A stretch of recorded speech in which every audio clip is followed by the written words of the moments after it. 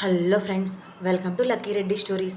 Please story విన్న తర్వాత like, comment, share and subscribe చేసుకోవటం మాత్రం మర్చిపోవద్దు. ప్రేమంటే ఇదేనా స్టోరీ మొదటి భాగం నుండి వినాలి అనుకుంటున్నారా? అయితే నా ప్రొఫైల్లో ప్లేలిస్ట్లో ఉంటుంది, వినండి. ఇక స్టోరీలోనికి వెళ్ళిపోదాం. 3 రోజుల్లో తిరిగి ఇంటికి వస్తాను అని చెప్పిన భార్గవ్ 5 రోజులైనా కూడా ఇంటికి రాలేదు.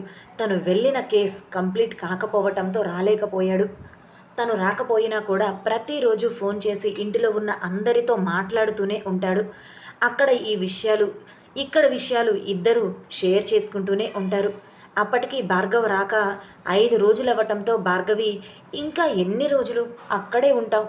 మన పెళ్ళికి 5 రోజులు మాత్రమే ఉంది. కేసు ఇంకా సాల్వ్ కాలేదా?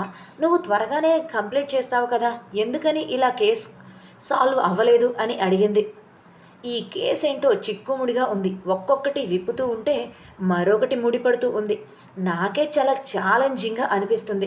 ఖచ్చితంగా ఈ కేసుని మరో 2 రోజుల్లో సాల్వ్ చేసేసి ఖచ్చితంగా నీ దగ్గరకు వచ్చేస్తాను. నువ్వేమీ కంగారు పడద్దు. కరెక్ట్గా మన పెళ్లి టైంకి నేను ఇంటికి వచ్చి నీ మెడలో తాళి కట్టే బాధ్యత నాది అని నవ్వుతూ ఆమెతో మాట్లాడుతూ ఉన్నాడు. ఏమో, నువ్వు నా పక్కన లేకపోతే నాకు బెంగగా అనిపిస్తుంది. ప్లీజ్ త్వరగా రారా. నేను ఎన్నో మెమరీస్ ఊహించుకున్నాను పెళ్లి టైంలో నువ్వు నా పక్కన ఉంటే. కానీ కరెక్ట్గా ఈ టైంలో ఇలా కేసు రావటం అనేది ఏంటో, ఈ పోలీస్ జాబ్ అని నీరసంగా అన్నది. అతను గట్టిగా నవ్వుతూ, మరి పోలీస్ జాబ్ అంటే ఇలానే ఉంటుంది అన్నాడు. ఆమె మౌనంగా ఉంటే అతను ఆమె మౌనాన్ని చీలుస్తూ, ఏమైనా మాట్లాడొచ్చు కదా నాతో అని అడిగాడు. ఏం మాట్లాడాలి? నాకు ఏమీ తెలియటం లేదు. ఇప్పుడు నువ్వు నా ఎదురుగా ఉంటే నిన్ను గట్టిగా హత్తుకొని గుండెల మీద వాలిపోయి నీ మనసు నా మనసుకు చేరవేసే ఎన్నో ఊసులని ఆ మనసుతోనే వినాలి అని నా మనసు ఆరాటపడుతుంది. ఆమె చెప్పే మాటలను ప్రతి అక్షరాన్ని పొల్లుపోకుండా జాగ్రత్తగా వింటూ తన మనసులో భద్రపరుచుకుంటాడు. ఇద్దరూ కలిసినప్పుడు ఆమె అడిగిన కోరికను తీర్చాలి అని మనసులో అనుకున్న భార్గవ్. అలా ఇద్దరూ ఫోన్లలోనే మాటలతో గడిపేస్తుంటారు. శ్రీధర్ ఫోన్ చేసి కేస్ ఎంతవరకు వచ్చింది, ఎలా సాగుతుంది, ఏంటి అనేది వివరాలు తెలుసుకుంటూ ఉంటాడు. భార్గవ్ కూడా జరుగుతుంది అన్ని వివరాలన్నీ చెప్పటంతో తనకు ఉన్న ఎక్స్పీరియన్స్ శ్రీధర్ కూడా కొన్ని టిప్స్ ఇస్తాడు. అవి కూడా భార్గవ్ పాటిస్తూ ఉంటాడు. ఇక మేఘన, వర్ష ఇద్దరూ అయితే, ఎప్పుడు వస్తావురా, నిన్ను ఎప్పుడు పెళ్లి కొడుకుని చెయ్యాలి మేము, ఎప్పుడు మంగళ స్నానాలు చేయించాలి, ఎన్ని పనులు ఉన్నాయి నీతో, అవన్నీ ఎప్పుడు జరిగేది, నలుగు పెట్టాలి, ఇలా ఒకదాని తర్వాత ఒకటి. కానీ నువ్వు మాత్రం కేసు అంటూ వెళ్ళి అక్కడ కూర్చున్నావా, త్వరగా రారా బాబు అని చిన్న పిల్లల గోల చేసినట్లు గోల చేస్తూ ఉంటారు. అది చూసి ఆకాష్, గౌతమ్ ఇద్దరూ తలలు కొట్టుకుంటారు. ఈ తల్లి ప్రేమతో పాపం ఆ భార్గవిని ఏడిపిస్తున్నారు అనుకుంటూ. అలా 5 రోజులు పూర్తయింది, ఇంకా రాలేదు అనుకుంటే అది 7 రోజులు పూర్తవుతుంది. భార్గవ్ తన ఇంటికి ఫోన్ చేయడానికి కూడా సమయం ఉండదు. ఆ కేసులో అంతా బిజీ అయిపోతాడు. ఆ కేసు పని మీద రాత్రి పగలు అనే తేడా లేకుండా అక్కడే సూర్యాపేటలో తిరుగుతూ ఉంటాడు. అలా కరెక్ట్గా పెళ్ళికి 1 రోజు ముందు సంతోషంగా ఇంటికి బయలుదేరతాడు, తన కేసుని కంప్లీట్ చేసి. వచ్చే ముందు ఇంటికి ఫోన్ చేయాలి అని చూస్తే ఫోన్లో ఛార్జింగ్ ఉండదు. అబ్బా, ఇప్పుడే ఛార్జింగ్ అయిపోవాలా, సర్లే ఎలాగూ ఇంటికే కదా వెళ్ళేది, ఇంటికి వెళ్ళి సర్ప్రైజ్ ఇద్దాం అని అనుకొని బయలుదేరాడు. తను ఇంటికి వచ్చేసరికి ఇంటిలో పెళ్లి పనులు అన్నీ ఆగిపోయినట్లుగా దర్శనమిస్తాయి ఇంటి బయట. అవన్నీ కూడా భార్గవ్ పట్టించుకోకుండా ఇంటిలో అడుగు పెడతాడు.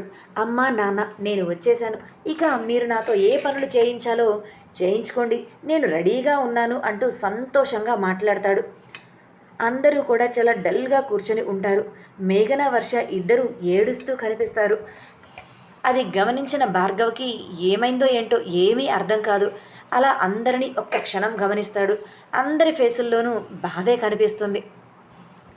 జగదీష్, జగతి, అన్నపూర్ణ, నరేష్, అఖిల, యోగి అందరూ కూడా ఒకే చోట కనిపిస్తారు. తనని ఏదైనా సర్ప్రైజ్ చేయటానికి, లేదంటే లేటుగా వచ్చాను అని ఏడిపించడానికి అలా కూర్చున్నారేమో అనుకొని, ఏంటి నేను ఇంత లేటుగా వచ్చేసరికి మీరందరూ నా మీద కోపంగా ఉన్నారా? సారీ, ఇప్పటికి కేసు సాల్వ్ అయ్యింది, అందుకే లేటుగా వచ్చాను, ప్లీజ్ అర్థం చేసుకోండి, కొంచెం నవ్వండి అని వాళ్ళని నవ్వించే ప్రయత్నం చేస్తూ మాట్లాడుతుంటాడు. వైష్ణవి ఏడుస్తూ అన్నయ్య అని పిలుస్తుంది. ఆమె ఏడుపులో ఏదో నిజాన్ని దాగి ఉండటంతో, ఏమైందమ్మా, ఎందుకు ఇలా ఏడుస్తున్నావు అంటూ వైష్ణవిని దగ్గరకు తీసుకొని అడుగుతాడు. తనలో కూడా భయం కంగారు మొదలవుపోవటంతో మరేమో పవనన్నయ్య పవనన్నయ్య అని గుక్కపట్టి ఏడుస్తూ ఉంటుంది, కానీ విషయం మాత్రం ఏమీ చెప్పలేకపోతుంటుంది. అప్పుడు ఇల్లంతా గమనిస్తూ ఉంటాడు. అందరూ అక్కడ కనిపిస్తారు, కానీ పవన్ మాత్రం ఇంటిలో ఉండడు. అతనిలో కంగారు ఎక్కువైపోయి ఏమైంది పవన్కి, ఏదో భయం అతని ఆవహించేస్తుంటే వైష్ణవి 2 చేతులు పట్టుకొని కుదిపేస్తూ చెప్పమ్మా, పవన్కి ఏమైంది అని అడిగాడు. ఏమో తెలియదన్నయ్య, పోలీసులు వచ్చి అన్నయ్యను తీసుకొని వెళ్ళిపోయారు. ఏదో డ్రగ్స్ అన్నయ్య సప్లై చేస్తున్నాడు అంటూ ఏదేదో మాట్లాడుతున్నారు. నాకైతే ఏమీ అర్థం కాలేదు.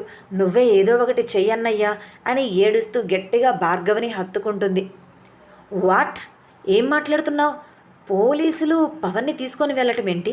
వాడు డ్రగ్స్ సప్లై చేయటం ఏంటి? అసలు ఏం జరుగుతుంది ఇక్కడ అని అయోమయంగా అడిగాడు. జగదీష్ బాధగా కూర్చున్నవాడు కాస్త లేచి వచ్చి భార్గవ్ భుజం మీద చేతిని వేసి, ఇప్పుడేరా, నువ్వు వచ్చే ముందుగానే ఇది జరిగింది.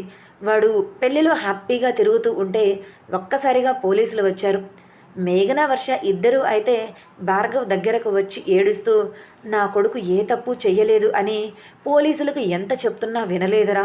అసలు పవన్ని ఇక్కడి నుంచి తీసుకొని వెళ్ళిపోవటమే ధ్యేయంగా పెట్టుకున్నట్లుగా వాడిని స్టేషన్కి తీసుకొని వెళ్ళిపోయారు అని ఇద్దరు తల్లులు కూడా ఏడుస్తూ ఉంటారు.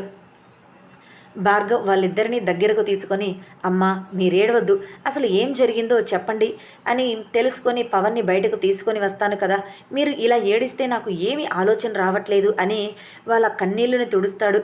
కానీ తన కళ్ళ వెంట కూడా నీరు వచ్చేస్తూ ఉంటుంది. ఆకాష్ కోపంగా ఫోన్ చేస్తుంటే ఫోన్ ఎందుకురా స్విచ్ ఆఫ్ చేసుకున్నావు అని సీరియస్గా అడగటంతో అయ్యో సారీ నాన్న, ఫోన్ ఛార్జింగ్ అయిపోయింది, ఇంటికే కదా వస్తున్నాను అని పట్టించుకోలేదు అంటూ వెంటనే అప్పటికప్పుడు తన ఫోన్ తీసి ఛార్జింగ్ పెడతాడు. అప్పటి వరకు ఫోన్ సంగతే మర్చిపోయినవాడు. అవునా, చూసుకునే పని లేదా నీకు? ఎన్నిసార్లు ఫోన్ చేశానో తెలుసా? అసలు ఆ పోలీస్ ఎవరో కానీ మరీ చాలా దుర్మార్గంగా బిహేవ్ చేస్తున్నాడు రా పవన్తో. ఏదో కక్షగట్టినట్లుగానే బిహేవ్ చేస్తున్నాడు. అవన్నీ తలుచుకుంటే చాలా బాధగా అనిపించింది. ఎలా కొట్టుకుంటూ తీసుకొని వెళ్ళిపోయాడో తెలుసా? నేను కమిషనర్తో మాట్లాడతాను అన్నా కూడా ఆ పోలీస్ ఆఫీసర్ అస్సలు పట్టించుకోలేదు. కమిషనరే ఈ కేసు మాకు అప్పగించాడు అని చెప్పి కొట్టుకుంటూ పవన్ని తీసుకొని వెళ్ళాడురా అని ఏడుస్తూ తన కొడుకుని తీసుకొని వెళ్ళిన దృశ్యం తన కళ్ళ ముందే కనబడుతూ ఉంటే బాధగా చెప్తాడు. గౌతమ్ కూడా అవునరా, నిజంగా ఆ క్షణం పవన్ని చూస్తుంటే గుండె తరుక్కుపోయింది. ఏం చెయ్యాలో కూడా అర్థం కాలేదు. ఆ పోలీస్ మేము మాట్లాడుతుంటే మాకు మాట్లాడే ఛాన్స్ కూడా ఇవ్వలేదు. అన్నీ కూడా నిమిషాల్లోనే జరిగిపోయాయి. ఎటువంటి ఆలోచన చేసే సమయం కూడా మాకు ఇవ్వలేదు. కనీసం మేము చెప్పే మాట వినటానికి కూడా సిద్ధంగా లేడు. ఆయన చెయ్యాలి అనుకున్నది చేసేసి వెళ్ళిపోయాడు. అతను ఫోన్కి ఛార్జింగ్ ఎక్కిందో లేదో వెంటనే తనకి వరుసగా ఫోన్ల మీద ఫోన్లు, తనకి ఎన్ని మెసేజ్లు వచ్చినట్లుగా టింగ్ టింగ్ టింగ్ అని ఆ ఫోన్ ఆగకుండా మోగుతూనే ఉంటుంది. వాళ్ళు చెప్పేది వింటూ ఉన్న భార్గవ్ ఆ ఫోన్ గురించి పట్టించుకోడు. నరేష్ అది గమనించి ఫోన్ చూస్తాడు. అందులో బావ అని సాత్విక్ ఫోటో ఉండటంతో రేయ్ సాత్విక్ ఫోన్ చేస్తున్నాడు రా అని భార్గవ్కి ఫోన్ ఇవ్వటంతో అతనిలో ఏదో భయం ఆవహించటంతో వెంటనే ఫోన్ లిఫ్ట్ చేసి హలో బావా అని అంటాడు. అటువైపు నుంచి ఏడుపు మాత్రమే వినిపిస్తుంది. సాత్విక్ ఏడుపు వింటూ ఉంటే అప్పటికే పవన్ గురించి భయంలో ఉన్న భార్గవ్కి ఇంకాస్త బాధ భయం గుండెల్లో మొదలయ్యి ఏమైంది బావా, ఎందుకు ఏడుస్తున్నావు అని అడిగాడు.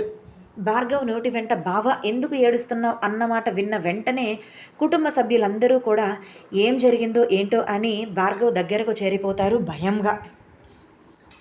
సాత్విక్ అది బావా, అది భాషితను పోలీసులు అరెస్ట్ చేశారు, ఎందుకు ఏంటి అనేది కూడా వివరం చెప్పటం లేదు అని అన్నాడు.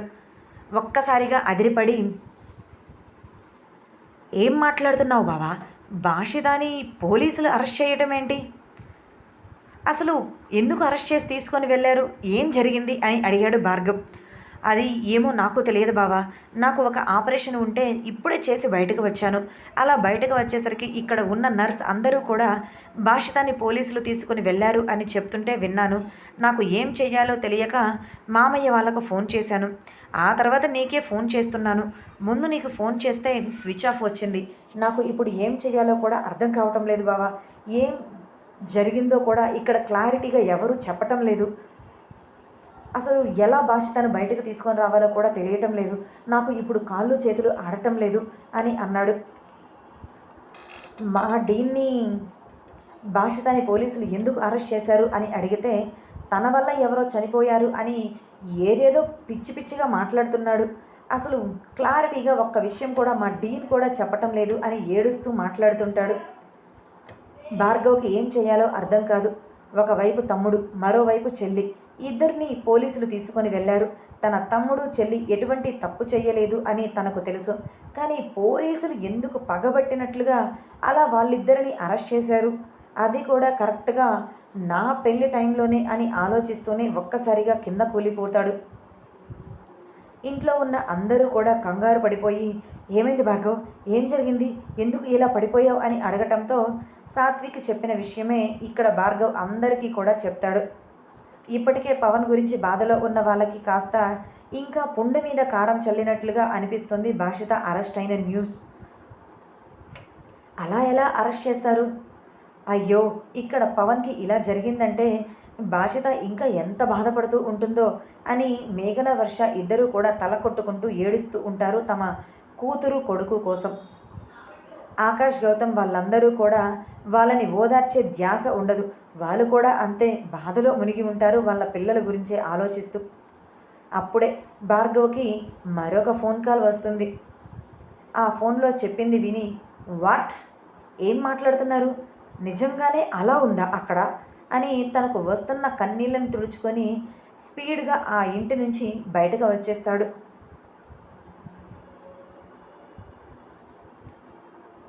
ఎవరు ఫోన్ చేసింది, అంత కంగారుగా మాట్లాడి బయటకు వెళ్ళిపోతున్నాడు భార్గవ్ అని భార్గవ్ని అడగాలి అని ఇంట్లో ఉన్న అందరూ కూడా భార్గవ్ వెనక వస్తారు. కానీ అప్పటికే భార్గవ్ ముందుకు వెళ్ళిపోయి ఉంటాడు.